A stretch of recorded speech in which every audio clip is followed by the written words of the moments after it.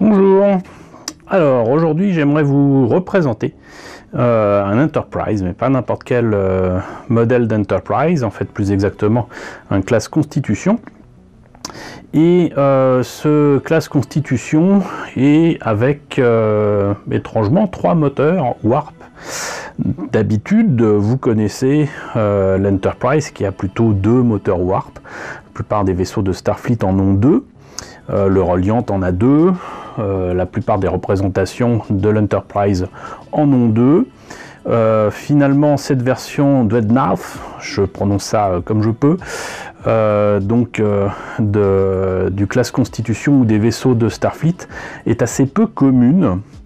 Mais je tenais à vous la présenter parce que je vous en ai parlé il y a longtemps en présentant donc les différents modèles, les différentes boîtes, les différentes versions de la maquette du refit de l'Enterprise que j'ai, et de vous montrer aussi différentes pièces de remplacement ou de détaillage.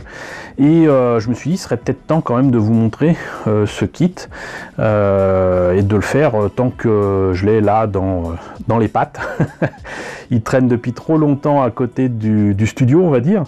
Et surtout, je me suis rendu compte que dans le sac, j'allais dire le sac à malice, qui contenait donc tous les éléments qui me permettraient éventuellement de terminer ce projet, il y avait quand même pas mal d'éléments qui étaient intéressants à vous montrer en plus de la maquette. Donc la maquette, je ne vais pas vous la représenter.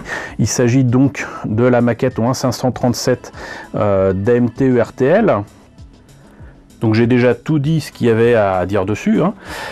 Quoi qu'il en soit, donc revenir quand même sur un détail, c'est que ce soit le design du refit ou le design de l'Enterprise de la série originale des années 60, les éléments étaient plus ou moins pensés pour être modulaires.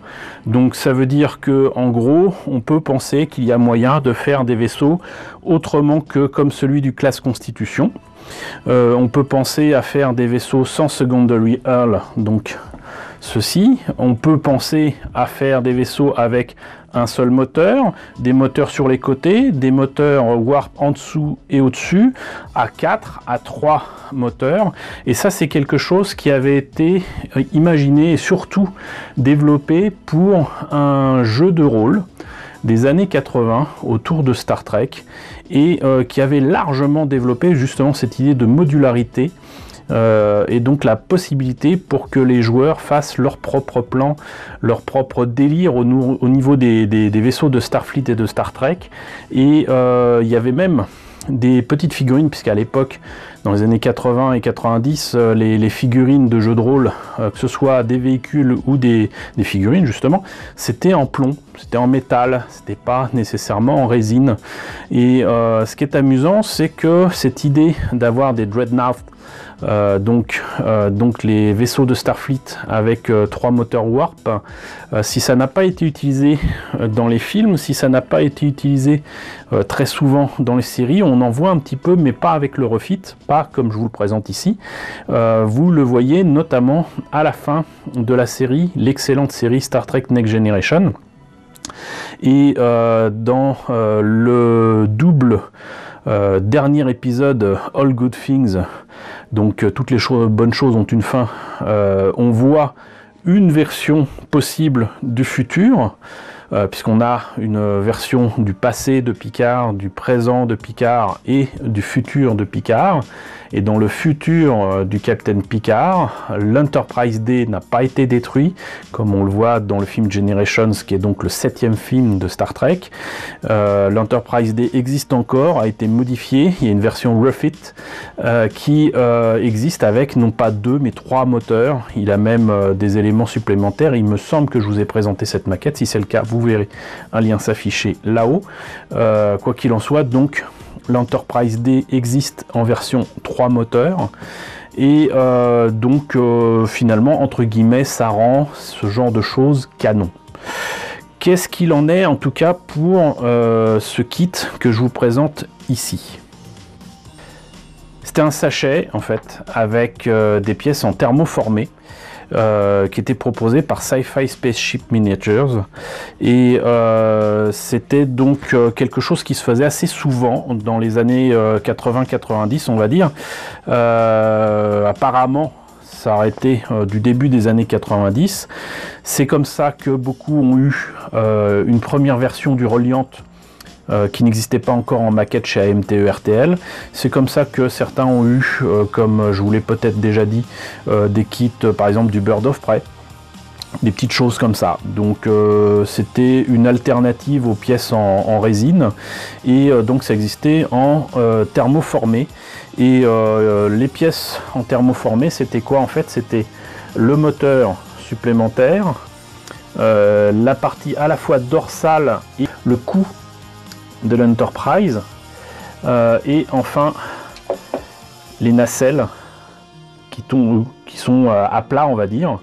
Et la particularité de ce kit de conversion, c'est qu'il prenait en compte le défaut de la maquette, j'allais dire moderne, d'AMT-ERTL, à savoir que l'Enterprise, qui au départ n'avait aucune tuile, aucun détail sur sa surface quand la maquette était sortie en 1979, s'est retrouvée avec des détails certes, en creux certes, mais faux certes.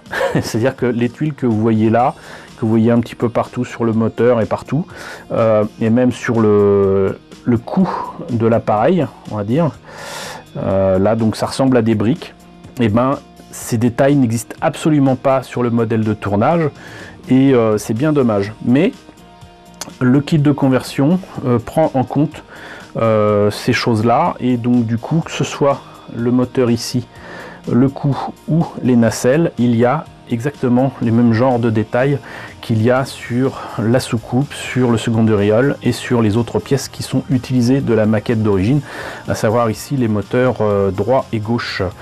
Donc qu'est-ce que j'ai fait?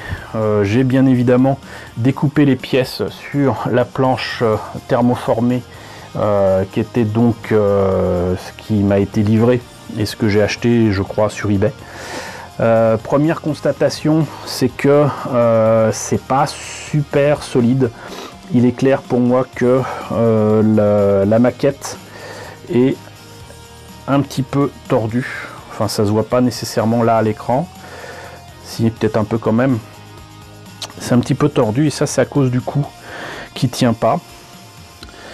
Et en plus de ça, vous avez donc la nécessité de rajouter donc cette pièce là qui n'a pas tenu ici avec mon travail de perçage qui permettait éventuellement de faire tenir ce moteur ici. D'ailleurs, je tiens à préciser que je l'ai collé exprès pour vous présenter la maquette. J'ai fait ce que j'ai pu. Du coup, je me suis dit, tiens, on va utiliser la super glue que j'ai eu en X exemplaires avec les maquettes de LR que je vous ai présentées il y a quelques temps.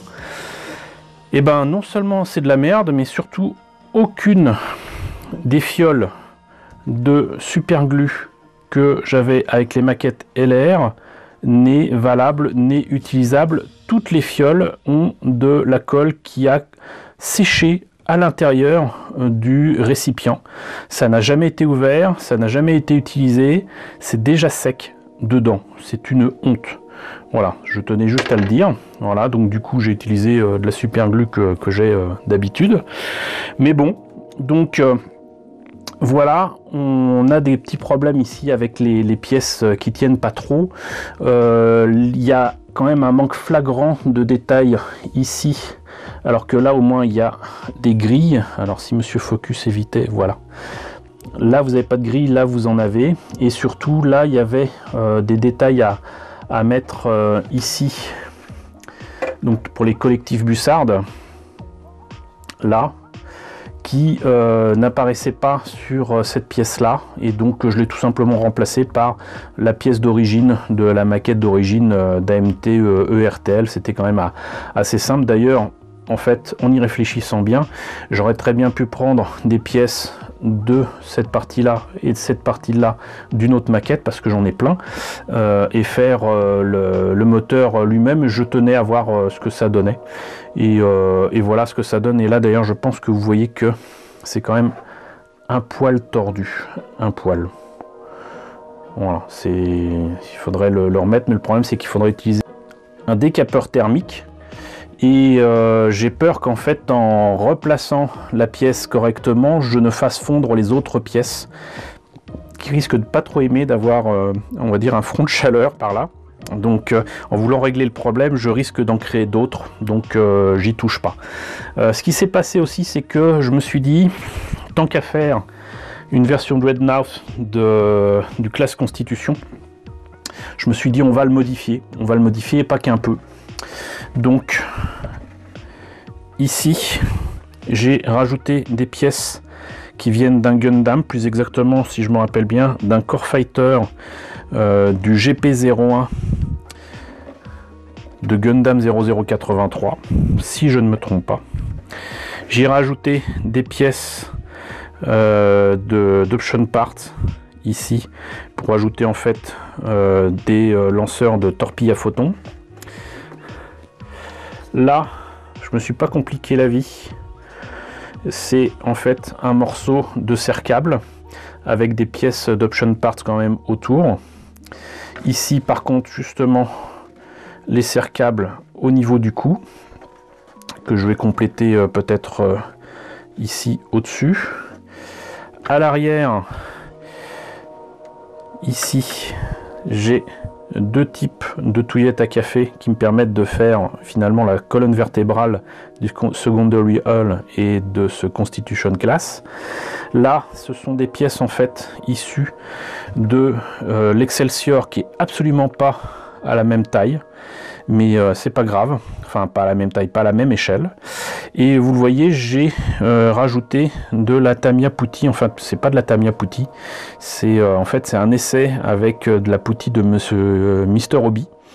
Et je suis pas super convaincu par ce matériel parce que j'ai commencé à resculpter, si vous voulez, cette partie arrière.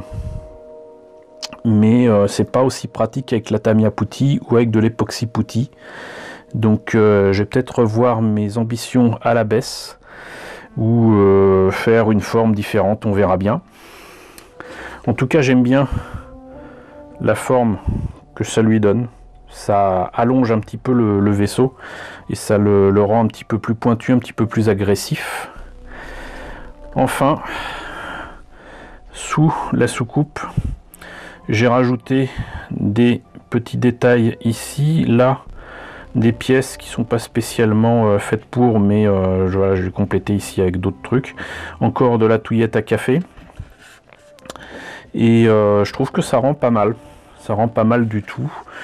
Je crois aussi que j'ai changé le pont. C'est-à-dire que normalement, vous avez la partie arrière de cette partie-là.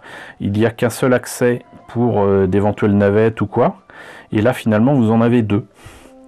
Alors est-ce que c'était livré avec? Je crois que oui, mais en tout cas non seulement j'en ai plus aucun souvenir, mais surtout ça se voit pas trop, donc c'est bien, c'est que c'est réussi et ça ira très très bien. Donc voilà pour les modifications de cette maquette, mais c'est pas fini. Entre guillemets, je risque d'en rajouter et j'ai là pas mal d'options possibles. Alors déjà, certainement que ça peut être intéressant d'avoir des navettes de cette époque-là de Starfleet à la bonne échelle, donc au 1.537. Donc là, c'est, vous voyez, des kits en résine de Federation Models et vous avez au moins deux navettes en résine à l'échelle. Si je veux le rendre encore plus guerrier, encore plus menaçant, je peux lui rajouter des lanceurs de torpilles à photons et carrément des trucs par 4. Et donc en plus j'en ai deux. Et c'est pour, normalement c'est pour le AB class. PT Destroyer, là j'ai pas d'image, je vous en mettrai une ici si je trouve ça sur le net, mais normalement c'est pour le AB class de Starfleet, mais pourquoi pas le mettre là. En plus vous voyez, c'est quand même des pièces assez bien détaillées en résine, c'est assez sympa. Ça c'est chez JT Graphics, et toujours chez JT Graphics il y a ça qui me tente énormément. Ça peut être sympa à mettre sur la soucoupe, même si, comment dirais-je, elle est déjà bien comme ça. Mais donc ça, en fait, ça nécessite de faire un trou dans la soucoupe, mais ça permet de mettre les lanceurs de torpilles à photons à l'avant de la soucoupe et non pas au secondary hull. Et je trouve ça assez sympa. Ça le rend certainement nécessairement plus agressif. C'est certainement ça que je vais utiliser. Et on verra si c'est faisable, si c'est possible. Normalement, c'était supposé remplacer quelque chose que j'ai déjà enlevé, à savoir sur la soucoupe. Normalement, vous avez des pièces qui permettent de faire, on va dire, les hublots, parce qu'en fait, la maquette au départ était faite pour être illuminée de l'intérieur. Et donc du coup, il y avait des parties de la soucoupe qui étaient déjà prédécoupées, qui étaient faites pour ça, pour accueillir les hublots. Bah, j'ai déjà tout rempli de poutis, c'est impeccable. C'est pour ça que j'hésite un petit peu, parce que une des choses dont je suis le plus fier, c'est quand même le travail que j'avais fait sur la soucoupe. Le côté est impeccable. J'avais déjà commencé le travail de peinture. Je voulais changer le blanc et le gris habituel du vaisseau, et j'avais mis une espèce de couleur qui correspondait en fait plus à l'Enterprise D. Mais finalement, la seule chose que j'ai gardé de cette peinture, c'est justement le côté de la soucoupe. Si je mets ces éléments-là, je perds le travail qui a été fait ici. Ça serait un peu dommage, mais faut voir ce que ça peut donner, surtout où de toute façon je pourrais mettre ces pièces-là. Je risque en fait de saccager ni plus ni moins que le travail qui a déjà été fait sur la soucoupe, ce qui serait dommage. Un peu dommage, mais ce sont des options utiles, et surtout ça me fait plaisir de vous les montrer, pour vous montrer que déjà ça existe, mais surtout que donc il est possible de faire d'autres kits que l'Enterprise, c'est pas interdit. Donc, mis à part ça, il y a un truc qui est assez amusant, c'est que avec tout ça, j'ai retrouvé ceci, qui est un pochoir en fait en photo découpe assez épais, de Walker Enterprise, et ça part d'un bon sentiment, puisque c'est fait pour faire justement les détails, l'Aztec paneling dont je vous parle tout le temps concernant les maquettes de Star Trek, en tout cas de Starfleet. Et donc ça part d'un bon sentiment, je disais, parce que c'est fait pour faire les détails, l'Aztec paneling sur la soucoupe. Et ça donne ceci. Voilà, ça c'est génial. Ça c'est vraiment génial. Il n'y a plus qu'à poser, à peindre, et on peut même les réutiliser. C'est surtout ça qui m'intéresse, c'est-à-dire que ça c'est pas utilisable une fois. J'ai aussi l'équivalent en vinyle autocollant prédécoupé, mais voilà, ça par contre ça a un défaut majeur, c'est que c'est cher déjà mais surtout ça n'est fait que pour la soucoupe. Que faire des détails de la passerelle, que faire des détails du cou de l'appareil, du secondary hull, des moteurs. Voilà, c'est pour le reste, faut se débrouiller. Donc j'avais de toute façon acheté un certain nombre de choses il y a 20 ans, on va dire, qui normalement étaient supposées m'aider. Est-ce que je les ai là? Oui. Voilà, je crois que je vous en ai déjà parlé. Donc chez ST Modeler, il y avait les Constitution Refit Panel Decals, et là vous voyez que tout de suite ça aide. Parce que c'est possible à faire hein, quand on est soucieux du détail et qu'on sait faire des masquages et tout ça. Mais vous voyez que c'est quand même pas grand, et j'ai pas spécialement envie de me compliquer la vie avec ça. Donc là c'est fait pour. Il y a tout ce qu'il faut. Et en plus de ça, il y a même des photos indiquant où placer les éléments en question. Et là, vous voyez que j'en avais déjà utilisé. Ça, c'était en fait pour l'Enterprise détruit. J'ai fait en fait le tour ici du déflecteur dish. Donc voilà, j'ai ça pour aider. Mais sinon, on parlait tout à l'heure du bord de la soucoupe. J'ai ce genre de choses aussi. Et même ce qu'il faut pour mettre sur le déflecteur dish, avec ce machin là qui est, si je me trompe pas, voilà, Sensor Bands. Sinon il y a des tailles aussi, toujours chez JT Graphics, donc ça peut aider. Là, c'est Starfleet Alternatives Model Component System Enterprise A Decals. Là aussi, ça peut aider. Si je veux changer, bien évidemment, la dénomination du vaisseau, ça ne sera pas l'Enterprise, et ben j'ai tout ce qu'il faut ici. J'ai gardé les décalcos originaux, on ne sait jamais, mais surtout ça c'est les sensor bands. Voilà. Je vous parlais des hublots, voilà, c'est ça. Ça n'a pas été ouvert, donc c'est bon. Et ça, c'est justement fait pour un Dreadnought Class Decals, puisque ce n'est pas un Constitution Class, c'est un Dreadnought Class. Et ça, c'était pour le USS Fédération. Il me semblait logique que ce vaisseau surarmé, éventuellement, soit un vaisseau, j'allais dire, un flagship.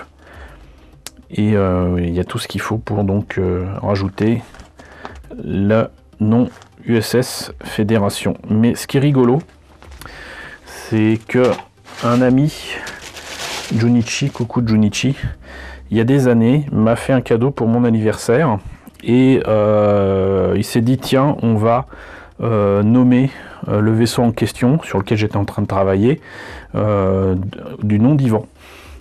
Et donc du coup, j'ai la possibilité d'appeler ce Dreadnought Class le USS Y West Lawrence. Voilà, et ce qui est rigolo, c'est que le numéro de ce vaisseau, c'est ma date anniversaire, donc c'est le 1er mai 1970. Et donc je peux nommer ce vaisseau, entre guillemets, à mon nom.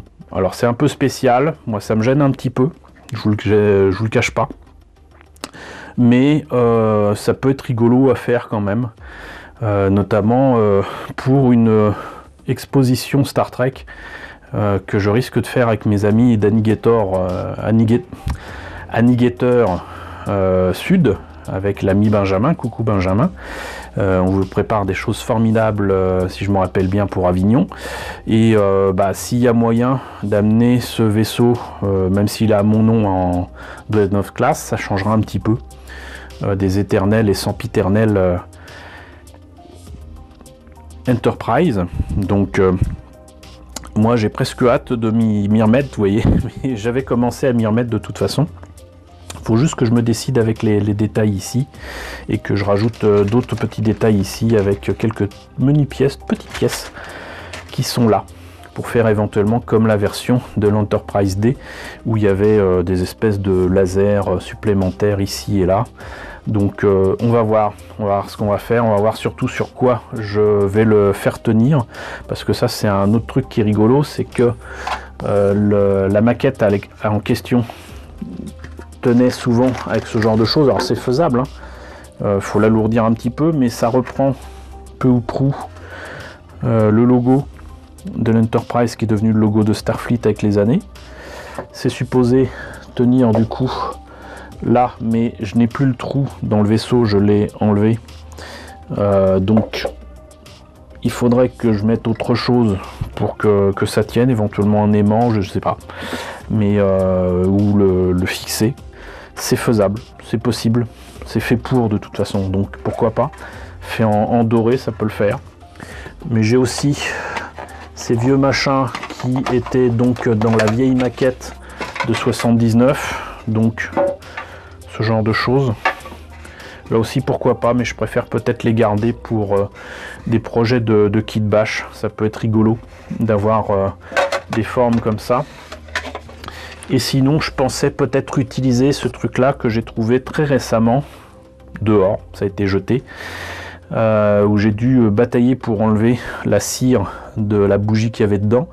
Et en fait c'est une pierre ponce qui pourrait ressembler à un astéroïde. Et comme le trou est déjà fait, je me disais que ça pourrait être pas mal pour mettre quelque chose là qui déjà s'insère bien dedans, mais en plus tige et permet de mettre le vaisseau dessus. Ça peut être une idée, et même si c'est relativement léger, c'est quand même plus lourd que la maquette, et du coup ça tiendrait je pense pas mal. Ça peut être sympa, ça peut être sympa. À vous de me dire ce que vous en pensez éventuellement, mais moi je pense que c'est une idée qui se tient sans mauvais jeu de mots. Donc voilà, on termine sur ceci. Vous savez désormais à quoi vous en tenir sur la version Dreadnought de ce Constitution Class. Je peux le nommer l'USS Fédération. Je peux rendre hommage au cadeau de Junichi en le nommant Ivan West Lawrence. À vous de me dire ce que vous en pensez. Mais ça peut être rigolo, ça peut être sympa. Voilà, bah écoutez, j'espère vous montrer l'évolution de ce projet sous peu. En tout cas, ça m'a fait plaisir de vous le présenter. Dites-moi ce que vous en pensez dans la section commentaires. N'hésitez pas à liker, n'hésitez pas à partager, n'hésitez pas à vous abonner si ce n'est pas déjà le cas. Coucou aux nombreux abonnés qui nous ont rejoints ces derniers temps. Coucou aux grands anciens qui me suivent depuis bientôt 4 ans. Merci à tous de votre fidélité, merci à tous surtout de votre soutien. Et je vous laisse avec le générique des contributeurs de la chaîne sur Tipeee et sur PayPal. Et je vous dis donc à très bientôt, certainement, pour la présentation d'une nouvelle maquette Star Trek.